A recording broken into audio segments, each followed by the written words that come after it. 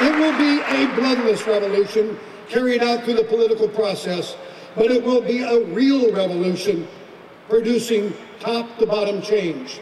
We've already changed 2 governorships, and I guess we had another rebellion in Massachusetts with the Scott Brown rebellion just a month ago. We will produce this revolutionary change by rebuilding and re-energizing the party I belong to and my father belonged to, and by returning to its conservative principles where it belongs, because as John Flynn said earlier, when they lost their way, they lost the elections.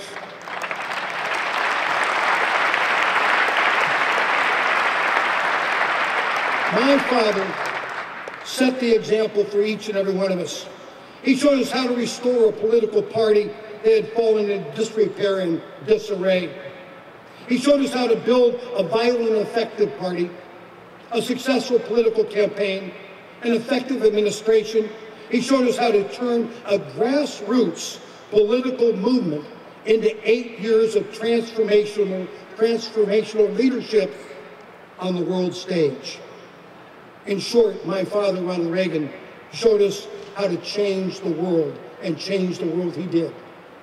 In November of this year, I opened up, alluded to earlier, a Reagan exhibit at the Checkpoint Charlie Museum in Berlin. It's the only place in Berlin or in Germany where Ronald Reagan is honored for what he did to bring down the Berlin Wall. But see, Ronald Reagan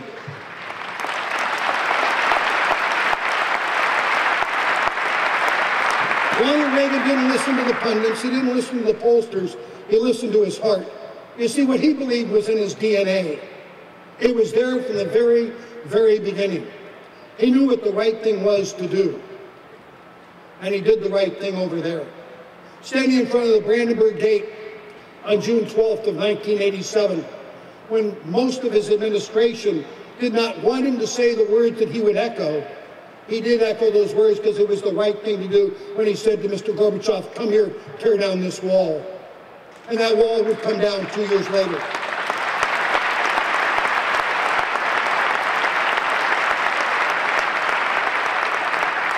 But because we haven't done a very good job of upholding America, and America needs to be applauded for what we have done for the rest of the world, when the 20th anniversary came about, there was no mention of Ronald Reagan, no mention of Margaret Thatcher, 2 small mentions of Pope John Paul, and the conquering hero of the wall coming down was Mikhail Gorbachev, not Ronald Reagan and the American people that forced Mikhail Gorbachev to do what he had to do, let that wall come down so millions of people could in fact go free. America needs to be applauded, not ridiculed from Washington, D.C. or anyplace else.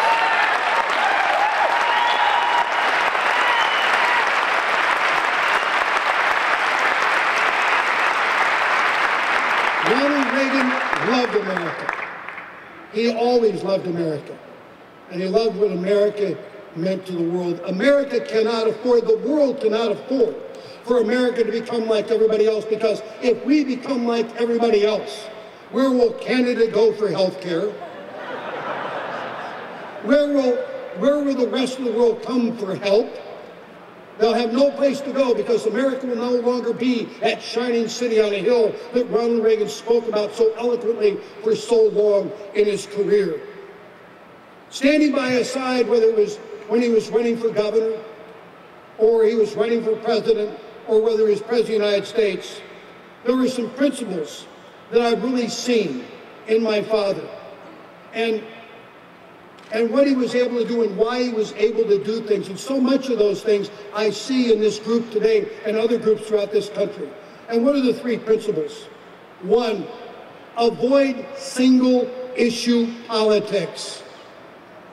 2, build the party. And 3, build coalitions.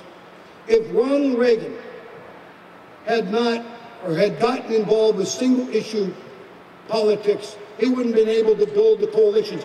You're here today because you found a way to build a coalition to move forward. I'm sure every single one of you don't get along with every single one of you on every single issue. But there's more important, bigger issues. And those are the things you agree on.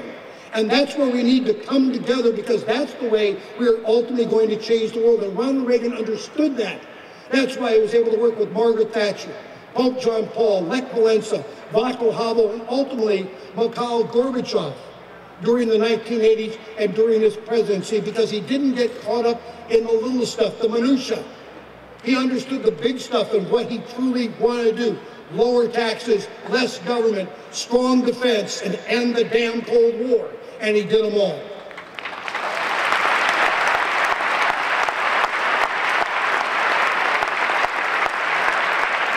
So as I said, you've avoided that single issue. You're building a coalition of huge numbers here in Wisconsin throughout the country. And you're going to be listened to because you're going to be a strong voice as long as you stay together.